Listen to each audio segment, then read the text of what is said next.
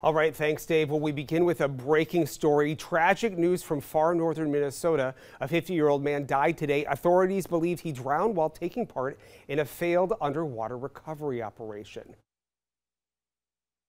Outside the borders of the Voyageurs National Park boundaries, according to the St. Louis County Sheriff's Office, the man was a trained scuba diver who was working with a group of people to recover a piece of sunken machinery in and around about 70 feet of water. Now, authorities indicate after a period of time underwater, he failed to resurface. That's when rescue efforts began, and by people on scene, first responders who had arrived assisted as well.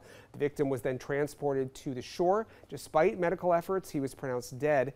Officials say the deceased was not affiliated with any recovery or salvage company. The cause of death is under investigation. His name is being withheld until family members are notified.